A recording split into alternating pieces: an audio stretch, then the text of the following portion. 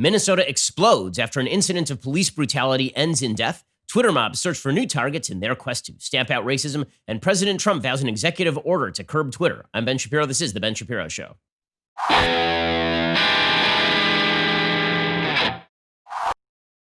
Today's Ben Shapiro Show is sponsored by ExpressVPN. Your online activity should not be public. Protect yourself at expressvpn.com/Ben. We'll get to all of the latest breaking news in just a moment, including the burning of Minneapolis. Minneapolis is on fire last night and this morning. We'll talk about that momentarily. First, let's talk about the fact that 40 million Americans have now lost their jobs from the economic fallout of coronavirus and the government-induced lockdowns, which it seems like we're over the top. We just don't know what's happening next. And one thing you do know is the government is going to spend too much money and then going to have to repay that money either through taxation or inflation.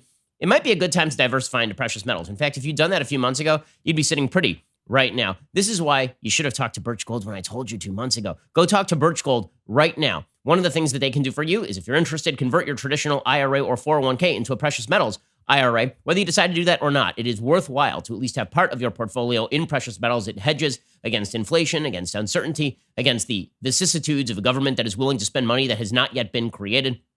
Before May 31st, with a qualifying purchase, Birch Gold will give you a free emergency kit. This is the last time to get the offer, so hurry. The backpack is absolutely loaded with everything you can't buy right now. So safeguard your savings with Birch Gold. They'll help safeguard your family like they have many, many, many others, like tens of thousands of others, including my own. There's no obligation. You have nothing to lose to take that first step. Go check out Birch Gold Group, A+ rating from the Better Business Bureau. Don't wait for the market to continue to bounce around before you at least hedge against that bouncing. Go check them out and get your free emergency kit by texting Ben to 474747 and diversifying today. Again, text Ben to 474747. Text Ben to 474747. Okay, so obviously the big story of the day is the looting and burning in Minnesota, and that follows hard on what is another video of an awful incident involving the police. And I think that, once more, it is important to recognize that everyone should be on the same side of this.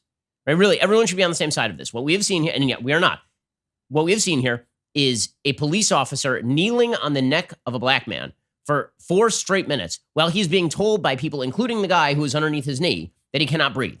Okay, it's really, really ugly, and it's really, really bad. What is not clear is whether it is really, really racial. Now, the implication by the media is always that it is race-driven, because whenever there's a white officer doing something bad to a black suspect, the implication is that it is race-driven. But here's the reality. Police officers generally do a very good job. There are some police officers who are terrible at their jobs and jackasses and treat everybody horribly. We have not yet seen evidence that this police officer is a racist. As we will see, people were trying to manufacture evidence of that yesterday. But this thing has been handled the way it's supposed to be handled. These officers probably will end up standing trial.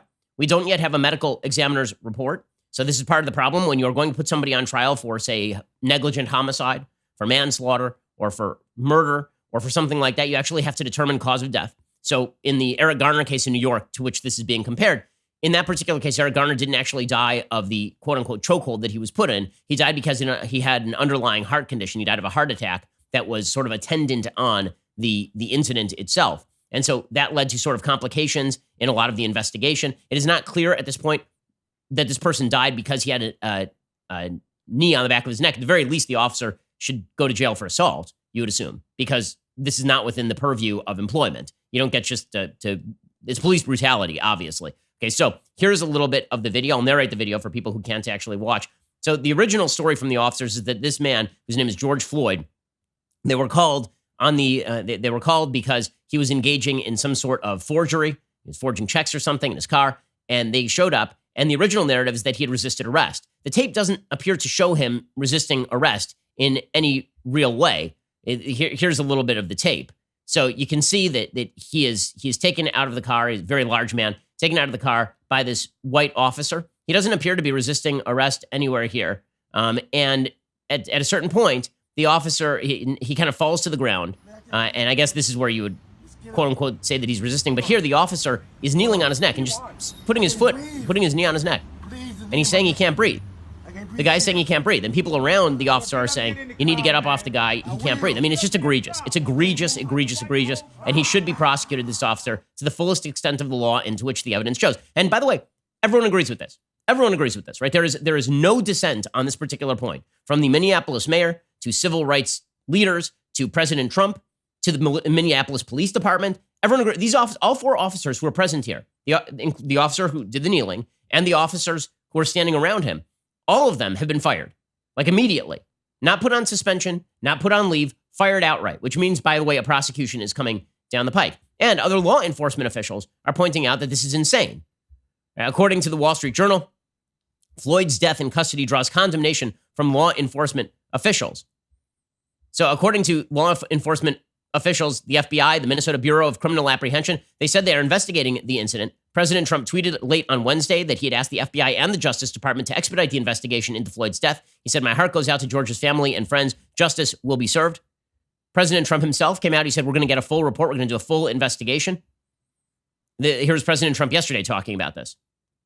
Mr. President, we were wondering if you have a comment about the events in Minnesota, please.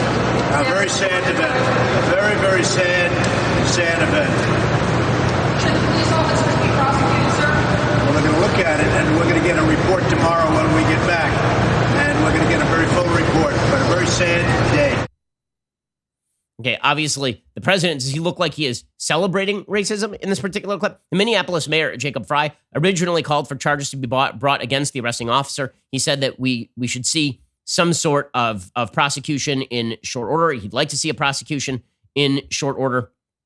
The head of the Minneapolis Police Union, Bob Kroll, stirred controversy when he wore a Cops for Trump t-shirt to a Trump rally in the city and sold them as a fundraiser after Frey said that the president wasn't welcome. But that has really nothing to do with anything that has happened here. Houston Police Chief Art Acevedo, who's president of an organization that represents police chiefs from America's largest cities, said it was unfathomable for an officer to put a knee into a handcuffed suspect's neck, as the video showed. Acevedo said, "I haven't heard anybody justify this." The head of the Major City Chiefs Association said he couldn't recall such uniform condemnation of an officer's action by other police ever occurring in the past. The arresting officer has been identified as one Derek Chauvin by his lawyer, Tom Kelly, who declined further comment. Police are trained to pin down suspects by putting their knee on the shoulder blade, not the neck, unless deadly force is justified, according to Miami-Dade Police Chief Juan Perez. The FBI has declined to comment so far. To bring a federal civil rights case, the Justice Department has to reach a difficult standard of proof. They have to show that the officer not only acted with excessive force, but also willfully violated someone's constitutional rights. That's a big lift. But local law enforcement, local law does not necessarily have that lift. So bottom line is this. There's unanimity on this, right? Unanimity. The mayor of Minneapolis is saying the officer should be charged. The officers have been laid off. The DAs are going to investigate. The FBI is going to investigate. The DOJ is going to investigate. Police chiefs all around the country are condemning this. And the only sort of outstanding question right now is why exactly Floyd died, because the medical report is inconclusive at this point. The medical report says that the cause and manner of death is currently pending further testing and investigation by the Hennepin County Medical Examiner's Office, and that will clear up what exactly the charges should be here. So this should be a situation where there is not actually a lot of controversy, and yet controversy has arisen. The reason there shouldn't be controversy is because we're all reacting the same way, except when it comes to the question of race. And the question of race has become obviously the focal point here, with people immediately jumping to not only was the incident racist, not only is Derek Chauvin racist, but also all of America is racist. And you saw a lot of tweets like this yesterday. All of America is doing this to black people. This is where the conversation starts to break down pretty quickly, because you're leaping beyond the evidence of the incident to make two conclusions. One, that the incident was driven primarily by racism, or even secondarily by racism. And two, that all of America is responsible, if indeed, even if this officer was a vicious racist who decided to kill a black man that day by putting his knee on the guy's neck. How that indicates all of America is beyond me. I don't see it. We're all condemning it. Like, it's hard to pin an evil act on everyone in America, or on America more broadly, when everyone is condemning the action. I've yet to see a person defending the action of the officer. Okay, so we'll get to that in just one second, how this becomes politicized. We'll get to that momentarily. First, let's talk about the fact that you can get a great gift for your dad this Father's Day. Great gift for your parents. You haven't been able to see your parents in a while if they are in their 60s or above, thanks to all of the lockdowns. If you want to get somebody a truly meaningful gift, I mean like the most meaningful gift you can get them, what you need to do is make sure that their memories are preserved. This is a super important thing. This is why you should check out Legacy Box. Legacy Box is a super simple mail-in service. You can have all your home movies and pictures digitally preserved on a thumb drive, DVD, or the cloud. Don't let priceless family memories disappear. That's what happens if you don't take action. Instead, here's an idea. Do you have home projects that you've been putting off? You have that garage that's full of old film reels and you don't have a film projector. You got all the old VHS tapes that you took off the camcorder and now you no longer have a VCR. Why not get all of that digitally preserved by the great folks over at Legacy Box? I know the people who started the company. They started in a garage. They are awesome, great Americans doing an amazing job of preserving people's memories. They care for your memories the way they would their own. Legacy Box is the world's largest digitizer of home movies and photos. They've helped over 750,000 families digitally preserve their past. The process is really easy, start to finish. You pack and you send. Their team digitizes everything by hand. To brighten your day, Legacy Box is currently offering an incredible 40% off. Buy today to take advantage of this exclusive offer and then send in when you're ready. Go to legacybox.com/Ben. Save 40% while supplies last. That is legacybox.com/Ben. Okay, so this became quickly politicized, even though it didn't have to be politicized, because people decided to make claims that are simply beyond what the facts demonstrate. And then because they are making those claims, they've decided to justify the rioting that is going on in Minnesota. This is so counterproductive, it's beyond belief. If you believe that protests are legitimate against police brutality, why in the world would you start justifying riots, like people looting Targets and such? It's beyond insane. But it ties into the, again, broader American narrative that Target is somehow is guilty of this thing because Target is part of America, as you are guilty, as the officer is guilty. So Joe Biden yesterday suggested that the black community in America is under threat. Now, that is just not true. I'm sorry, it's not true. I don't know why I should have to apologize. It's a good thing. It's a very good thing the black community in America is not under threat. There's this narrative that Joe Biden has been attempting to draw. I pointed this out last week when Joe Biden was saying that you can't be legitimately black if you vote for a Republican. The implication that he was drawing, which is a nasty and horrible and ugly implication, is that Republicans are seeking to exterminate black people, which is just disgusting and horrifying in every possible way. It is free of evidence. It is gross. Okay, but it ties into a broader narrative that America is just as racist as it has always been. America is the land of slavery and Jim Crow. Nothing has changed. Black people in America are under existential threat. Here is Joe Biden suggesting that black Americans are under existential threat each and every day. It's not true. By statistics, it is not true.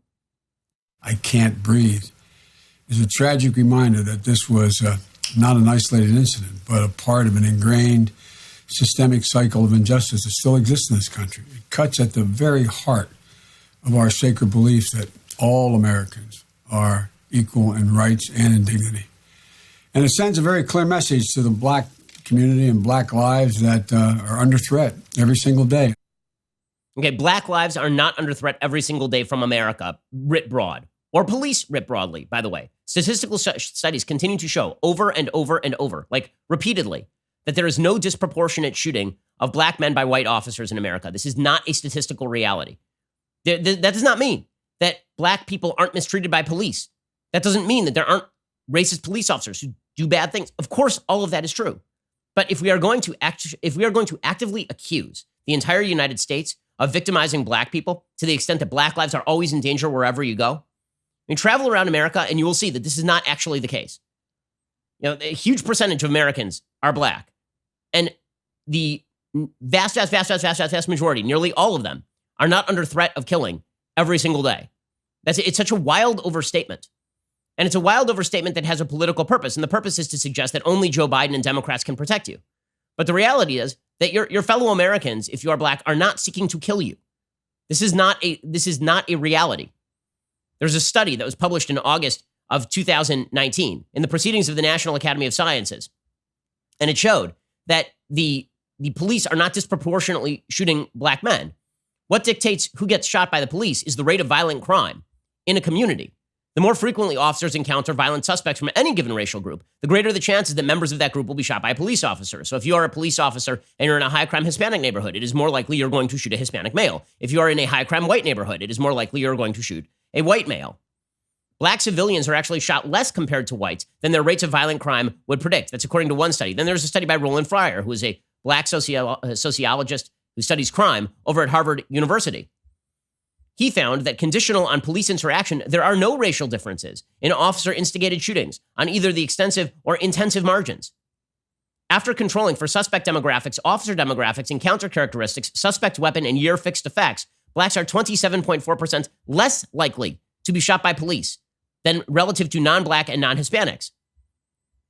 Investigating the intensive margin, who shoots first in an encounter with police, or how many bullets were discharged in the endeavor, there are no detectable racial differences, according to Roland Fryer, again, a black professor from Harvard University. So the narrative that black Americans are under threat from police, broadly speaking, across America is just not true. It's not a reality. That does not mean that there aren't more confrontations between black Americans and police, because police are usually in high-crime neighborhoods, and unfortunately, there are a lot of high-crime neighborhoods that happen to be black. That's a tragedy, and the only way that that's going to be solved is with more police, not fewer police, is with crime rates going down, not crime rates going up. But the generalized narrative that America is broadly guilty for the actions of Derek Chauvin, or even, by the way, that Derek Chauvin is an unrepentant racist, and that's why this happened, it's a bizarre take. And people are stretching the truth to get there. So take, for example, Ice Cube. Right? So Ice Cube tweeted out, the rapper Ice Cube, the actor Ice Cube, he tweeted out yesterday a picture of Derek Chauvin with his knee on this guy's neck, and then a picture of another guy wearing a Make Whites Great Again. Look, it looks like a MAGA hat, right? It's red with the white text. It says Make Whites Great Again. They writes a wolf in wolf's clothing. The demons are among us. Hashtag fight the cowards. And there's only one problem with this. And the one problem with this is that the person in the right-hand side of the photo is not the person in the left-hand side of the photo. It's just not true. According to Snopes.com, this is not the right person. Right? The person who is actually wearing that hat, and this made the rounds yesterday. It was trending on Twitter because the idea was this was an unrepentant racist who had killed a black man because he was a racist, and also a Trump supporter, presumably because of the hat. It turns out that the photo actually shows a guy named Jonathan Riches, a supporter of President Trump, who's also a former federal inmate and an online troll who's garnered a reputation for filing lawsuits. Okay, so they just this was taken and it was placed next to the photo to demonstrate that this was obviously an instance of racism. Again, maybe it is and maybe it isn't. We're going to have to find out the evidence on this. But even if it is, that does not indicate broad-based American racism. And then Ice Cube tweeted out, how long will we go for blue on black crime before we strike back? Strike back against whom? Against the police officers who didn't do this? I mean, is he calling for violence against police officers? How is any of this useful? How is any of this good? Gayle King on CBS Morning News, she said the same thing. She said, well, this seems like open season on black men. Again, where is the evidence that it is open season on black men? Where is the evidence? I understand why you would look at a video and think that's a really ugly incident and it's a white guy and it's a black guy, and obviously that is an instance of racism. I understand why you might jump to that conclusion.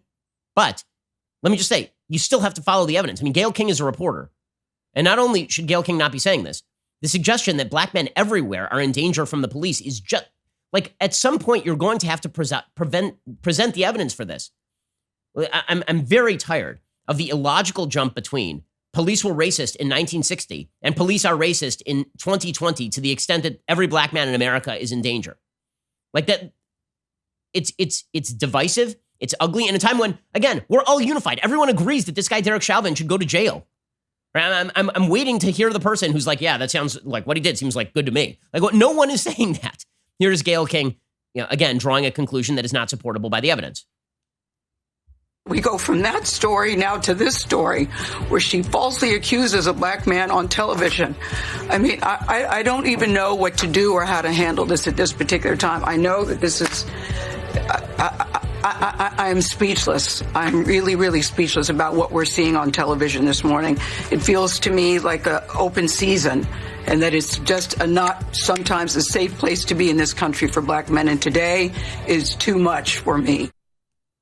Okay, yes, America is a safe country for black men. It is a very, very safe country for black men. It's a safe country for nearly everyone. Crime rates in America have gone down so dramatically since the 1960s that it makes your head boggle. I mean, since 1994, the crime rates in America have just dropped into the basement. And the Minneapolis mayor did the same thing. He says being black shouldn't be a death sentence. Being black is not a death sentence. It is not a death sentence. There are over 30 million black Americans living in the United States. It is not a death sentence to be black in America. Can we please stop with this sort of rhetoric? There was a point in which it was, in fact, a sentence to living death to be black in America when slavery was a thing. There was a point when it was to be sentenced to second-class citizenship to be black in America. That's when Jim Crow was a thing. It is not a death sentence to be black in America today. And if you think that it is, you're delusional.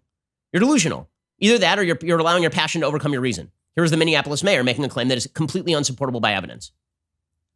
Being black in America should not be a death sentence. For 5 minutes, we watched as a white officer pressed his knee into the neck of a black man. For 5 minutes. When you hear someone calling for help, you are supposed to help. This officer failed in the most basic human sense. Okay, agree with the passion, agree with the conviction, wildly disagree with the idea that if you're a black man in America, that is a death sentence. I mean, that's it. That's a wild statement. It's a wild statement that being black in America is a death sentence. How many black people live in Minneapolis? A lot of black people live in Minneapolis. Okay, is that a death sentence for all the black people living in Minneapolis? He's the mayor. Maybe you should do something about that. That sounds pretty terrible. This sort of rhetoric is deeply polarizing for no reason because, again, we all agree this officer should go to jail based on the available evidence. We all agree that he did something that is disgusting and egregious. No one's defending it. But the jump from that to the already set 1619 Project narrative that America is racist in every way and everything in America that's good is fruit of the poisonous tree and that America continues to be just as racist as it ever was, it's bad stuff. It's bad stuff. It's bad for the country. We'll get to more of this in just one second because it's actually now being used, the sort of mentality is being used to justify rioting and looting by some people, or at least overlooking rioting and looting. We're supposed to justify the anger of people who looted Target as though you're honoring George Floyd's memory by stealing a TV or some such nonsense. We'll get to that in just one second. First, let's talk about the fact that life is unpredictable. The world is unpredictable. And that means that you should insure against that unpredictability. You should get all the types of insurance you need, disability insurance and auto insurance and life insurance. And the best way to do all of this is to go check out Policy Genius because Policy Genius is the insurance marketplace online. There's a big demand for life insurance right now. If you're looking to get life insurance, here's how Policy Genius can help. Policy Genius will compare quotes from the top life insurance companies in one place. It takes just a few minutes to compare quotes from the top insurers and find your best price. This doesn't just save a lot of legwork. You could save $1,500 or more a year by using Policy Genius to compare life insurance policies. Once you apply, the Policy Genius team handles all the paperwork and the red tape for free. They're in contact with life insurance companies every day, monitoring developments, helping customers navigate every step. So if you're one of the many people looking to buy life insurance right now, but you're not sure where to start, well, I have an easy answer for you. Head on over to policygenius.com. Again, that's policygenius.com. Go check them out right now over at policygenius.com. Get the life insurance, get the auto insurance, get the disability insurance, all the insurance that you could possibly need. Go check them out right now. I promise you, it's going to be very, very useful. Okay, so there is something that is deeply despicable, obviously in a very different way than what appears to be the manslaughter and or murder of a human being, but deeply despicable politically and really bad for the country in suggesting that when a bad thing happens, that thing innately demonstrates American racism, and then you don't even have to provide evidence. The allegation is itself the evidence of the racism, right? And evidence of America's broad-based racism, even if America rejects the action itself. So LeBron James did this again. LeBron James has an unfortunate habit of injecting himself into controversies in ways that are not well informed. Now, listen, I appreciate that, again, LeBron James, I think, tries to be politically active. That's fine. He's entitled to his opinion. That doesn't mean that he's entitled to be this deeply wrong. So LeBron James, he's not entitled to his own set of facts, in other words. LeBron James put up this thing on his Instagram in which he compared the officer, Derek Chauvin, kneeling on the neck of this George Floyd, unfortunate human being, and Colin Kaepernick kneeling, and said, this is why. He says, do you understand now, or is it still blurred to you? Hashtag stay woke. Well, no, it's still blurred to me because Colin Kaepernick was not kneeling to protest police brutality alone. He was kneeling because his suggestion is that America tolerates police brutality, that America is pro-police brutality, that America is racist, that the American flag represents racism. And that is nasty and it is garbage and it is not true. And you know who knows that's not true? LeBron James, who has done extraordinarily well in America, and he should, because he's an incredibly talented human being. And his color has not been an obstacle to him being incredibly successful in the United States. That's a very good thing. Colin Kaepernick's color was not an obstacle to him being a success in the United States. No, the point was that was not why Colin Kaepernick was kneeling. Colin Kaepernick was wearing socks with pigs on them, dressed up as cops, as though all cops were pigs. The conflation of a bad cop with racist cop, and then that conflation of racist cop with all of America is really quite despicable. And again, unsupportable by evidence. It divides us in ways that are just unthinkably bad, unthinkably wrong. Because the fact is that there are so many Black Americans who have fought for that flag. There's so many Black Americans who serve in police forces. There's so many Black Americans who are law-abiding citizens, and so many Black Americans who rightly fight this kind of stuff in the proper ways. That conflating people who are doing it in stupid and divisive and nasty ways with that is just, it's completely ridiculous and silly. And you're seeing this sort of thing arise in Minnesota. So in Minnesota overnight, there were a bunch of protests, and protests are fine, right? That's a First Amendment right. What is not a First Amendment right is breaking into the Target and looting it.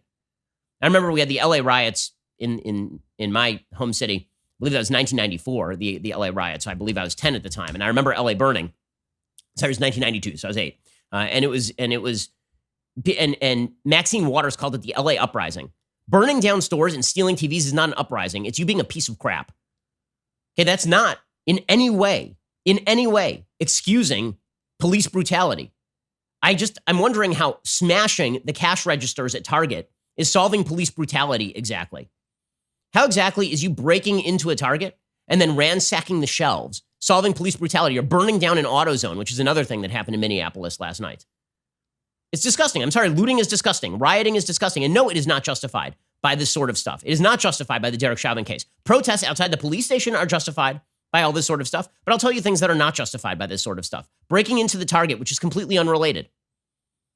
Smashing store windows. There was a tape of 2 guys who had gone to their local store in Minneapolis, and they were standing outside their store with guns, saying the cops have been basically told to stand down. We're not going to stand down. We're going to protect our property. By the way, they should be protesting the police. These 2 things are not mutually exclusive. You can very much understand the protests of the police, even though the police, by the way, did the right thing and fired these guys, and there will be prosecutions, I am sure. Okay. But the attempt to excuse rioting is utterly asinine. And you're seeing a lot of that online right now. Well, the anger is justified. The anger is just, you're not stealing a TV because you're angry. You're stealing a TV because you want a TV. You burning down an AutoZone is not you being angry. You burning down an AutoZone is because you're a criminal and you feel like burning down an AutoZone.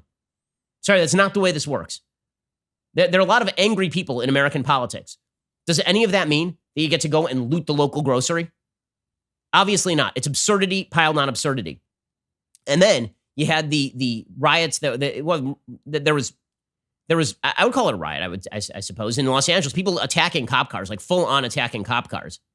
There's footage of people smashing cop car windows, gathering around cop cars and attacking police officers who had nothing to do with this in a completely different city. Anytime you say things like, well, the anger is justified. The anger is justified. I don't care about whether your feelings are justified. I care mostly about whether your actions are justified.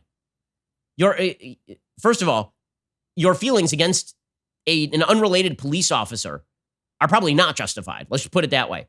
And your feelings against Target are certainly not justified. But the attempt to sort of shy away from exposing bad behavior and to pretend that bad behavior is not happening here is insipid and ridiculous on every level. And again, very bad for the country. And bad for the protesters, by the way. If you want sympathy for your protest, then you should not unify with the looters and with the rioters. And I haven't seen the protesters doing that, by the way, by and large. I've seen a lot of people on Twitter trying to pretend that if you pay attention to the looting, you're a bad person. That if you pay attention to the fact that Minneapolis was in flames last night, so much so that satellites were picking up the smoke, that if you pay attention to that somehow you're ignoring the underlying crime that happened. But as always, many things can be true at once. You burning down an AutoZone makes you a piece of crap. You know what else makes you a piece of crap? Even more a piece of crap? Kneeling on the neck of a person until they die. That makes you like the worst piece of crap. But among other pieces of crap who are less bad, but also pieces of crap, are people who loot Targets because they feel like stealing bleep. And people who put up signs on the sides of buildings while they're burning down an unrelated building saying F the police. None of this is justified. It's not. Okay, and to pretend it is, and to go soft on it, or to suggest that all of this is deeply indicative of underlying American racism, and therefore you can burn down the Target because the Target is just part of the giant superstructure of America, and it's supported by capitalism, and it's insured anyway. Seriously, disgusting. Truly disgusting. And here's the thing, again, it doesn't have to be this way. None of this has to be this way.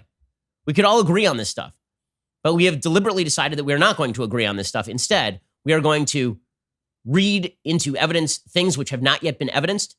And as we'll see, we're going to carry this over to even the most minute and stupid of conflicts.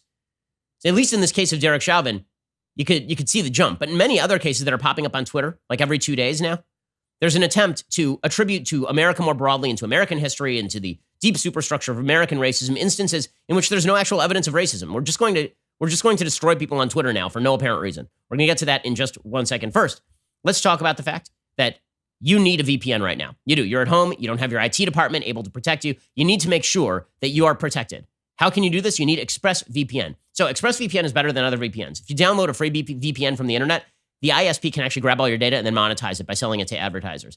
Also, the a lot of other VPNs will slow down your internet connection, make it impossible for you to traffic freely on the internet. ExpressVPN does not slow down your internet connection. It's very easy to install. It's very easy to use. It runs in the background of your computer. You don't even notice it's there. It's just there like a silent guardian protecting you each and every day. ExpressVPN doesn't log your data. They've developed technology called Trusted Server that makes it impossible for their servers to log any of your data. Again, their speeds are blazing fast, very easy to install. So go protect yourself today with the VPN I use and trust myself. Use my link at expressvpn.com/Ben today. Get an extra 3 months for free on a 1-year package. That's expressvpn.com/Ben. Again, expressvpn.com/Ben to learn more. That's expressvpn.com/Ben. Go check it out right now. Okay, so you can tell a narrative is now taking place. Minneapolis is leading the way because that is the worst of these situations, right? It ended with a human being's death, a person who never should have died, obviously. But we are also seeing on Twitter a bunch of other sort of minor confrontations elevated into major confrontations without evidence. So here's an example. There's an unfortunate person whose name is Tom Austin. Tom Austin is apparently some sort of executive, and Tom Austin lives in a private building. It has a private, there is some sort of private gym at this private building. And in order for you to access the private gym, you are supposed to be, a member of the building. This exists at many, many, many buildings. And so this fellow Tom Austin gets taped by a group of self-described young black entrepreneurs. Okay, he gets taped. Why? Because he asks them to see their key cards, and they say no. They say that we are from the building, and we are not going to do this, and you're racially profiling us. And now there's no evidence that he's racially profiling them, as in none, right? I don't know whether he routinely asks people in the gym whether or not they are supposed to be there or not. Also, as it turns out, some of these guys actually didn't have key cards, apparently. So this tape is put on Twitter. Here's the tape. It has millions of views, literally millions of views, almost 6 million views on Twitter. Here is the tape of Tom Austin apparently being a vicious racist. At no point does he mention their race. At no point does he say anything racist. We know he's a racist because he asked people in a private gym whether they ought to be in the private gym. Here is Tom Austin. He personally trended on Twitter last night. I'm Tom Austin. I'm a tenant in the building. Are you? We're all tenants in this building. What office? Don't worry about that. I don't want to What office? So we have an office here, and this guy came accusing us we can't be here. What office are you in? Don't worry about that. We don't have to tell you anything. Calling 911 now. Go ahead. As you guys can see, we're dealing with racism here. Nicole? Hey, this is Tom Austin. I'm in the gym at the Mosaic. There's the whole, I don't know what to do here, but there's a whole bunch of people who don't appear to be part of the... Y'all see this racism here? Okay, so at no point here is there any implication of racism. Nonetheless, this guy is forced to go online and then issue a mea culpa saying that he's a part of the white supremacist infrastructure because this is how stupid our world is now. What did he actually say? He said, yes, I effed up. Should have handled it differently. Not my job to have done anything. So now we are saying that he's not allowed to ask anybody if they're in the private gym improperly or to call anybody if somebody is in the private gym improperly because, God forbid, they should be of a different race. That means that he's a racist. He says building management had been complaining that tenants were allowing their friends to trespass and use a private gym that was authorized only for building tenants. When I arrived to the gym, I said hello to everyone. But after working out for 10 minutes, I noticed that one of the tenants seemed to have brought 4 friends. And I complained to them this isn't right. One guy was letting his other 4 friends in and out of the building with his own pass card. 4 guys did not have a pass card. When I said something, they got in my face accusing me of racial profiling. I said it wasn't racial profiling. It was all about suspicious activity behavior. Because they were in my face and didn't have pass cards, I took photos and called the property manager. I only called the building property manager. I didn't call 911. I told them I'd have done the same thing if they were white, or even if a bunch of girls were trespassing. What the videos didn't show is I spent 15 minutes listening to their grievances. I empathized with them, the challenges they faced. What surprises me is that this video was posted even though we worked out in the gym together for another 45 minutes while having friendly banter. Everyone was fine. I'd already apologized to them for making them feel it was a race issue, and I listened to all their grievances. When I left the gym at the end of the night, I said, have a great night, hope we're good. Did a fist bump with each of them. There's way more to the story. I've offered to reach out and sit down with the guys. Nobody has responded. Seems more about hyping up the community rather than trying to come to truth and having an honest conversation. Obviously, this guy is a vicious racist and we should end his career. Clearly, he did something deeply, deeply wrong. And we've seen so many of these in the past week and a half, like an incredible number of these, right? We had that clip between the FedEx employees and the homeowner where the FedEx employees suggested the homeowner did something truly terrible and racist. There was no evidence that any of this happened, so the story sort of disappeared from the news, right? There was no follow-up because it turns out that no investigation could show, apparently, that something deeply horrible had happened in racist fashion here. These guys got fired from FedEx after posting the tape. We had a full week of controversy after 2 people basically yelled at each other in Central Park. after one man, a black man, saw a white woman who was walking her dog off leash in the bird watching part of the park and asked her to put the dog on the leash, and she refused. And he said, well, if you won't do what I want, then I'm going to do something that you don't like. And then he summoned her dog over with dog treats, even though he didn't have a dog. And she felt threatened. And she said that I'm going to call the cops on you. And this became a major racial blow up. Okay, how is any of this like solving racism? A question. How is any of this helping us solve racism? Is any of this forwarding the cause? Also, it seems like there's relative unanimity on what good behavior constitutes and what bad behavior constitutes, except in the media. There's an entire article by a woman named Ruby Hamad called "A White Damsel Leveraged Racial Power and Failed." Well, then maybe she didn't have racial power. Does that ever occur to anybody? If you leverage power and you fail, maybe you were overestimating your amount of racial power.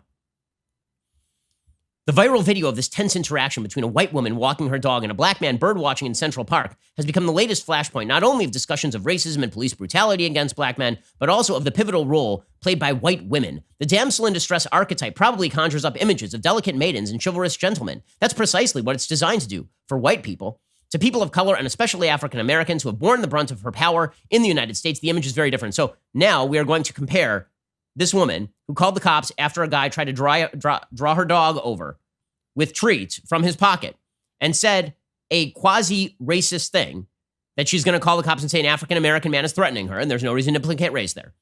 That when she does that, this is the same as the evil history in America of white women claiming that black men had ravished them and then justifying the activity of the Ku Klux Klan. That is the way that we are going to work here. This is such every New York Times column is, here's the thing that happened in 2020. It's exactly the same as the thing that happened in 1852. Exactly. We're not going to explain why. It's exactly the same. It's every Ta-Nehisi Coates column. Every single one is, or every Jamel Bowie column. Here's a bad thing happening in 2020. Remember when a bad thing happened in like 1920? And it wasn't the same? But we're going to say it's exactly the same because history has fruit.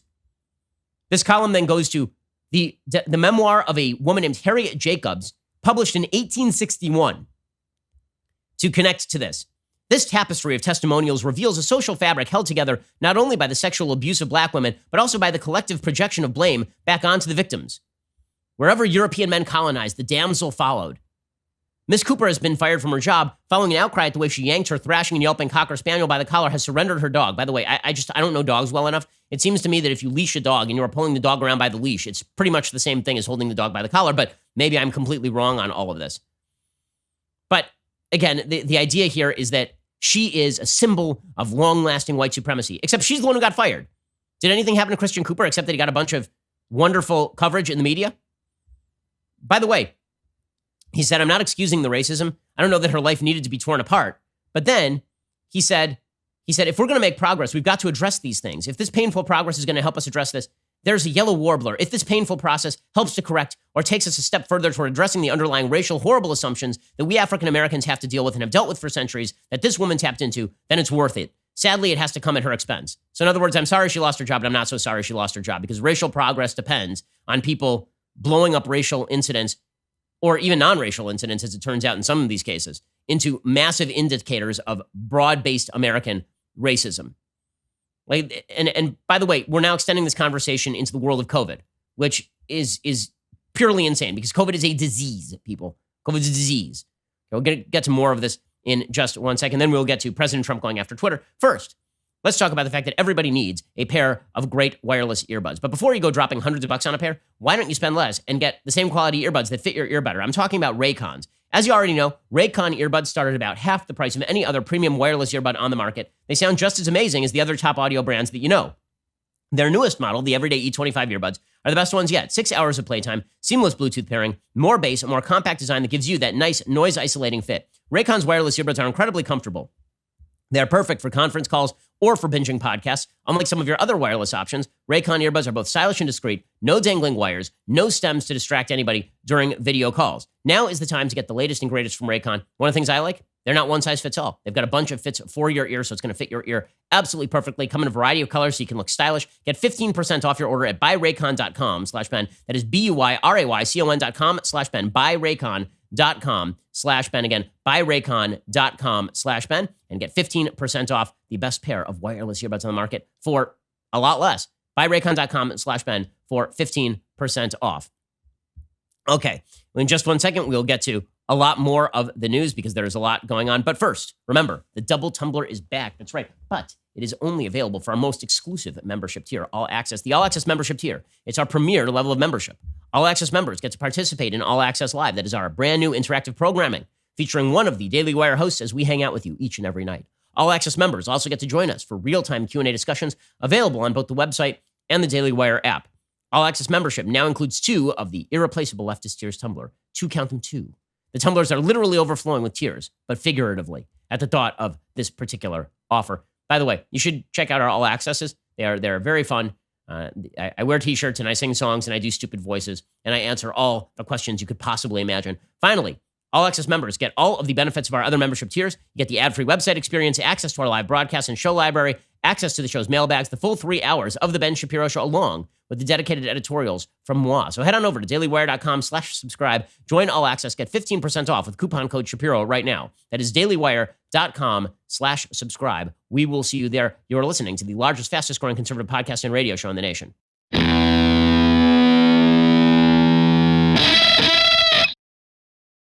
So there was a time when, in the aftermath of the pandemic, everybody thought that intersectionality was going to go the way of the dodo bird, that the entire attempt to divide Americans by race, sex, class, and to try to suggest that America is just hierarchies of power, that was going to go by the wayside as we all faced down an extraordinarily dangerous disease, and we all locked down, and we all became Americans together. So that lasted approximately 27.2 seconds. That was really exciting. Now, there's an attempt by the media to take the racialized narrative and draw it into COVID. I've been talking about this for a while, this attempt to suggest that America is deeply and interminably racist because black people are dying at a higher rate than white people from COVID-19. Neglecting to mention the confounding factors like obesity and diabetes rates, neglecting to mention the possibility that vitamin D consumption might have something to do with this. That's according to a study from The Lancet. Neglecting to mention that there is a vast disparity between black and white death in Britain, like 4-to-1. So that ain't American brand racism that's causing that disparity, because that's over in the UK. We've seen similar stuff with regard to maternal mortality rates. The 1619 Project suggested that black women die in childbirth a lot more than white women die in childbirth because of racism. There's virtually no evidence to support the idea that the racism is the deciding factor. That doctors are being like, oh, look, a black lady, gonna let her die, or low birth weight for children that has anything to do with racism. So instead, you basically have to say, history was full of racism. We are part of history. Therefore, this is because of racism. So now we're trying to do that with COVID-19. There's an article in the New York Times today. It says a study of Louisiana hospitals highlights the pandemic's disproportionate burden on communities of color. The hospital system, Ochsner Health, serves a predominantly white population, but most patients hospitalized with COVID-19 over a recent 6-week period were black, according to research published on Wednesday in the New England Journal of Medicine.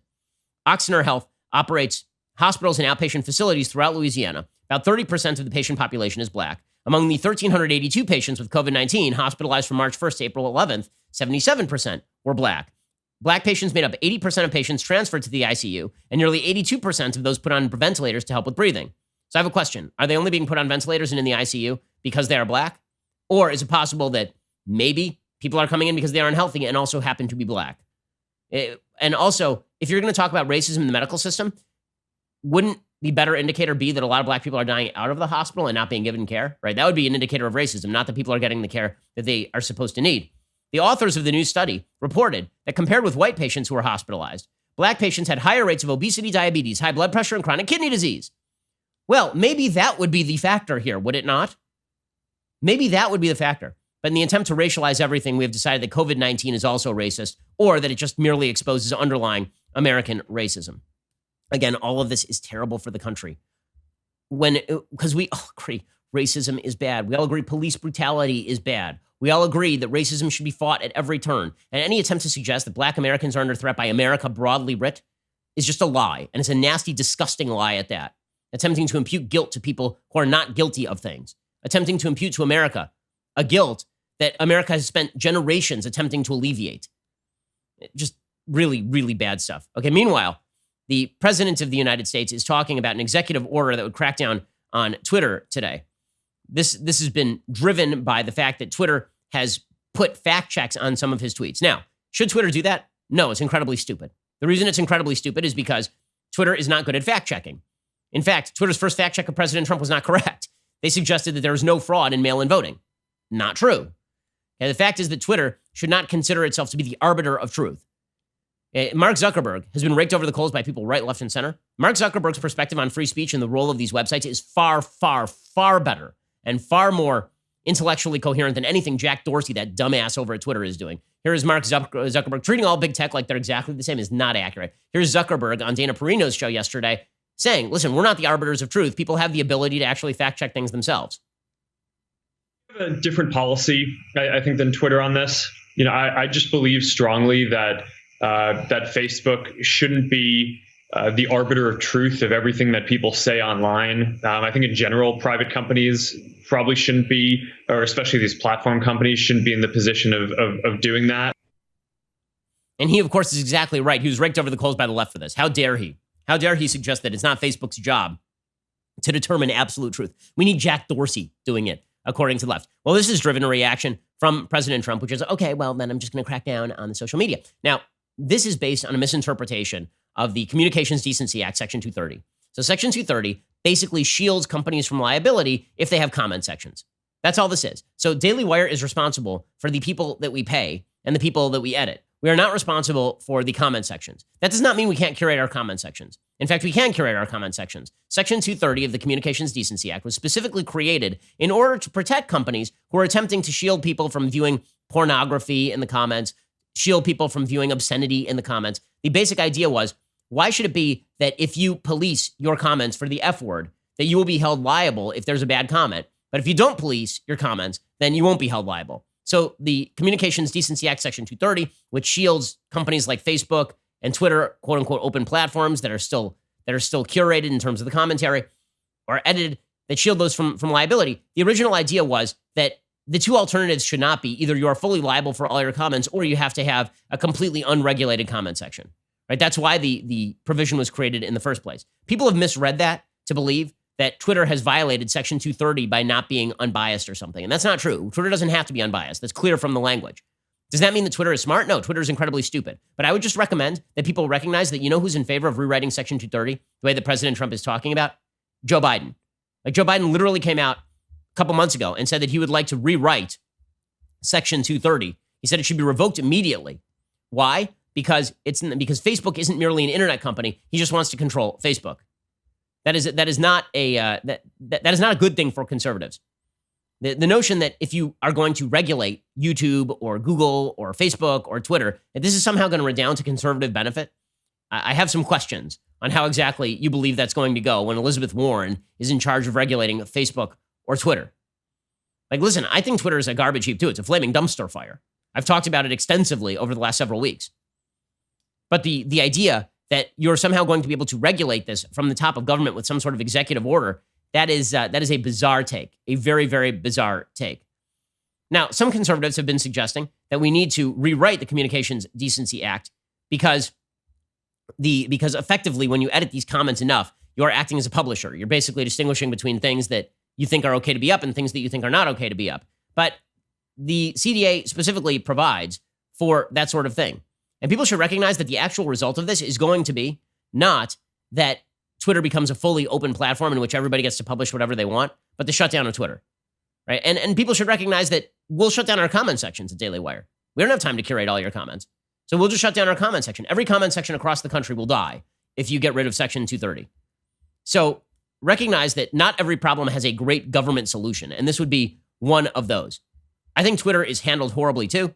I think that an executive order against social media companies on the basis that Trump doesn't like Twitter is a very large-scale mistake. The expansion of size and scope of government is not. When is the last time this has redounded to the benefit of Americans? Seriously, it just doesn't. Or conservatives more broadly. Alrighty, time for a bunch of things that I hate. Alrighty, so we are watching actual world historical events happening in real time. Hong Kong has now lost complete autonomy. According to the Secretary of State, Mike Pompeo, Hong Kong is no longer an autonomous government. The New York Times reports that Secretary of State Pompeo announced on Wednesday the State Department no longer considered Hong Kong to have significant autonomy under Chinese rule, a move that indicated the Trump administration was likely to end some or all of the U.S. government's special trade and economic relations with the territory in southern China. This is a major story. There are many, many American companies that have bases in Hong Kong, that have branches in Hong Kong, because Hong Kong still had some level of independence from the Chinese government. The Chinese government has been using the pandemic. First, they unleashed the pandemic on the world. Then they decide, you know what? It's a great time to crack down on all dissent inside Hong Kong. And that's precisely what they have been doing. They have now pushed legislation that would make it treason to criticize the Chinese government. That is the next move that the Chinese government has been pursuing. This is really horrifying stuff, and it demonstrates full scale that when you run away from dictatorships don't treat you nicely. When the British decided to cede control of Hong Kong to the Chinese government in the name of local control back in 1997, there were a bunch of provisions that were supposed to protect the autonomy of Hong Kong. All of them have been ignored by the Chinese government. And nobody was able to do anything because once you leave, you can't go back. It's not like the British were going to reinvade Hong Kong. None of that was going to happen.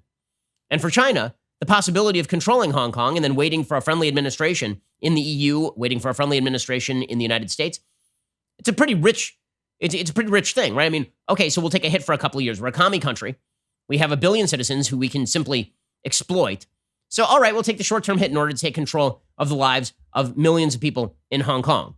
China's legislature has now approved a proposal, according to CNN, to impose a highly contentious national security law in Hong Kong, an unprecedented move, critics say, threatens fundamental political freedoms and civil liberties in Hong Kong. By the way, if people can get out of Hong Kong, they are leaving en masse right now. Watch for the wave. It's going to be incredible. The country's rubber stamp parliament, the National People's Congress, nearly unanimously approved the resolution on Thursday to introduce the sweeping security legislation. It bans secession, subversion of state power, terrorism, foreign intervention, and allows mainland China's state security agencies to operate in the city. So that is full-on Communist Party control of Hong Kong. The law drastically broadens Beijing's power over Hong Kong, which last year was roiled by anti-government protests calling for greater democracy and more autonomy from mainland China. Protesters took to the streets and clashed with police. The approval of the law is expected to result in more demonstrations, but nobody is actually expecting that the blowback from the world is going to stop the Chinese government. Mike Pompeo denounced the law as a disastrous decision, the latest in a series of actions that fundamentally undermine Hong Kong's autonomy and freedoms. He says no reasonable person can assert today that Hong Kong maintains a high degree of autonomy from China, given facts on the ground. Under the Hong Kong Human Rights and Democracy Act, the U.S. government has to annually verify to Congress the city remains autonomous from China, or it risks losing its special status with the United States. It's about to lose all of its status from the United States. There may be visa sanctions, economic sanctions against the Chinese. There could be an end to the extradition treaty that exists between the U.S. and Hong Kong. And the Chinese government has yet to respond to the United States, but they say this is China's internal affair, because it turns out that when China says, two countries, one China, whether they say about Taiwan or whether they say about Hong Kong, what they actually mean is we are going to control this thing in top-down fashion and kill all of our opponents, because communism is evil and remains evil. President Trump's foreign policy aides are discussing actions, according to the New York Times, that would be among the harshest punishments taken against China over the past 3 years. These could have far-reaching consequences for the 7.5 million Hong Kong residents. Hong Kong has been a financial and commercial hub since late last century. Many Chinese and foreign firms use Hong Kong as an international or regional base, and a lot of elite Communist Party members do business and own property there. Pompeo says the security law is a death knell for Hong Kong's freedom. The United Nations is going to do nothing because, of course, China sits on the UN Security Council, demonstrating full scale that the UN is a wretched hive of scum and villainy. It is a garbage institution run by some of the worst countries on earth. The president is looking not to get into a serious conflict with China, but Trump said that we are going to give a very powerful response. Presumably, we're going to break off cooperation with trade and law enforcement. So your prices at the market are going to go up, but honestly, we never should have opened China in the first place. Good case to be made that we should have simply let them collapse the same way the Soviet Union collapsed, and we just put it off for 40 years. But this has been a long time coming, and the West looked the other way. And just like with North Korea, the West looked the other way and looked the other way and looked the other way until Hong Kong became a slave state to the Chinese government once again. This has been going on for years. In 2002, the Hong Kong government introduced its first proposal under Article 23 of the Basic Law that authorized the local administration to pass laws covering treason and sedition. Okay, the Regina Ip was the then security secretary. She was a proponent of the bill. She pledged in 2017 to enact Article 23 in suitable measures. So 5 years, literally 5 years removed from the Hong Kong Treaty, China was already trying to institute full security control over Hong Kong. So it took a while, but Hong Kong has now become, again, it's tragic. I mean, what we're watching right now is absolute tragedy, and again, demonstrative of the idea that when the United States, when the EU, when liberal powers leave, those spaces are filled by other people. Power politics abhors a vacuum. And China was always going to be checked only by the willingness to utilize American power. I'm not talking military power. I'm talking economic power and all other elements to protect people. But apparently they're not going to. I have serious doubts that any action is going to be taken by the EU in coordination with the United States here. Okay, time for some other things that I hate. So Andrew Cuomo is a flaming dumpster fire of a governor. It's an awful, awful governor. So Andrew Cuomo continues to preside over a state that had the worst outcomes from COVID-19. He continues to clash with Mayor Bill de Blasio. They still can't decide on a unified policy. He continues to sort of futz his way through this thing, but because he's on TV a lot, then he has very high popularity ratings. And now he's going to blame everybody else for his own stupid leadership.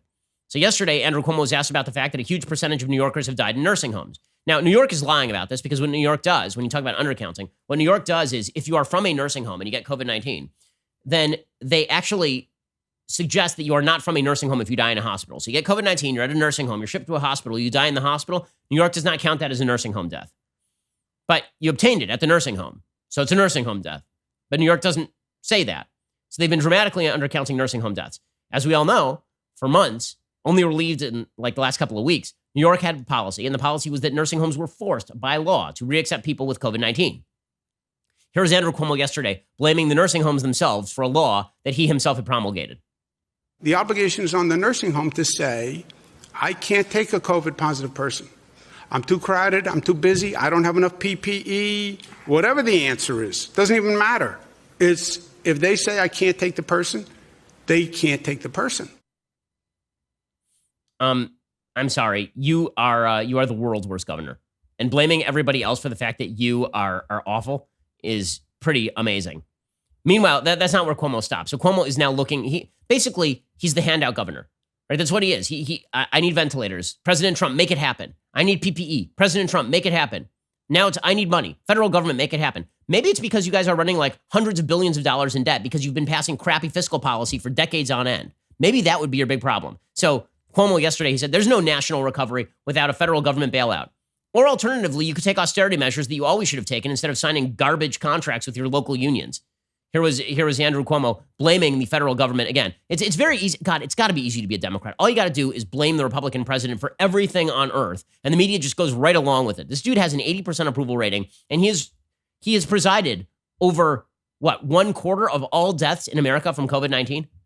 You want to talk about Trump being a crappy president because 100,000 people have died? How about the fact that this dumbass was shipping old people back to nursing homes with COVID-19, not disinfecting the subways, not shutting down the subways, and then whining about the fact that he wasn't doing his job and getting resources for his own state. Somehow Governor Gavin Newsom here in California got resources for the state. Here was Andrew Cuomo blaming the federal government again. States are doing reopening. States are responsible for testing. States are responsible for tracing. States are responsible for the healthcare system. States are responsible for the enforcement of all the procedures around reopening. But at the same time, the federal government has a role to play, and the federal government has to do its part as we work our way through this crisis. And there cannot be a national recovery if the state and local governments are not funded. That is a fact. No, it actually can be a national recovery if the state and local governments acted responsibly in the first place. You blew out the credit card, then you had an unforeseen expense, and now you're blaming people for not filling in the part of the bill that you incurred in the first place. Cuomo wouldn't let this one go. Right? He said it's un-American not to bail out the states. Un-American. You're a bad American if you don't feel like we should fill in all of the pension gaps in Andrew Cuomo's crappy budget. You have people saying, well, we don't want to pass a bill that helps Democratic states. It would be a blue state bailout, is what some have said. Senator McConnell, stopping blue state bailouts. This is really an ugly, ugly sentiment. It is an un-American response. We're still the United States of America. Those words meant something. Yeah, they didn't mean that the federal government was supposed to fill in your crappy governance. By the way, it's hilarious to me. It's an ugly, un-American response to say it's a blue state bailout. Weird, because 5 seconds ago, you were implying that the net recipients of tax benefits were people in red states. Literally, he said that like 4 weeks ago. But This guy he's the worst governor. He's a terrible governor. I am enjoying states' rights, Andrew Cuomo. Because states' rights, Andrew Cuomo is at war with, I want the federal government to do everything for me, Andrew Cuomo. So at the same time that he's saying, I have authority to run my state, Bill de Blasio doesn't have authority, Donald Trump doesn't have authority, he's saying, Daddy Trump, please fill in, please give me my allowance. I want my allowance right now. So at the same time he's saying there's no nation without the states, he is suggesting that it's the job of the nation to fill in the states. You can't have it both ways. Do you want to be treated as an autonomous being, or would you prefer to be treated as a dependent? Pick, because you don't have that. You don't get it both ways. Here was Andrew Cuomo trying to have it both ways. State governments, state economies, local economies, that's what the national economy is made of. What is the national economy but for a function of the states? There is no nation without the states. They tend to forget that in this town, but it's the obvious fact. There's no nation without the states. Okay, so you're going to have to explain to me how the nation is then supposed, if there's no nation without the states and the nation is refusing to recognize your state, then why does the nation have money? Like, really, that's a question. The money isn't funneled through the states. The money is taken directly from citizens. The nation does exist in the absence of the states at this point, thanks to a federal bureaucracy built up over the course of the last 120 years. But with that said, it also happens to be the case that the job of the federal government was not created to bail out the states from their bad financial decision-making. How this guy isn't, like, what happened to New Yorkers? Hello, McFly, hello? How do you guys think this guy's a good governor? How? I'm very, very confused. Just because the last name is Cuomo? I'm so sick of political families in the United States. Like, it's very, very tiresome. All right, so New York, well done. You've selected the world's greatest governor. Okay, well, I think we've run out of time for things that I like. Tomorrow is a Jewish holiday, so I will be back here on Monday. Please try not to wreck America further, people. If we could just cut it out, that'd be amazing. Also, I have 2 additional hours of content coming up later today. You can subscribe. You can get all of that a little bit later today over at dailywire.com. And we will see you then, or we'll see you here next week. I'm Ben Shapiro. This is The Ben Shapiro Show. The Ben Shapiro Show is produced by Colton Haas, directed by Mike Joyner, executive producer Jeremy Boring, supervising producer Mathis Glover and Robert Sterling, assistant director Pavel Wydowski, technical producer Austin Stevens, playback and media operated by Nick Sheehan, associate producer Katie Swinnerton, edited by Adam Sayevitz. Audio is mixed by Mike Coromina. Hair and makeup is by Nika Geneva. The Ben Shapiro Show is a Daily Wire production. Copyright Daily Wire 2020. Hey everybody, it's Andrew Klavan, host of The Andrew Klavan Show. You know, some people are depressed because the American Republic is collapsing, the end of days is approaching, and the moon has turned to blood. But on The Andrew Klavan Show, that's where the fun just gets started. So come on over to The Andrew Klavan Show and laugh your way through the apocalypse with me, Andrew Klavan.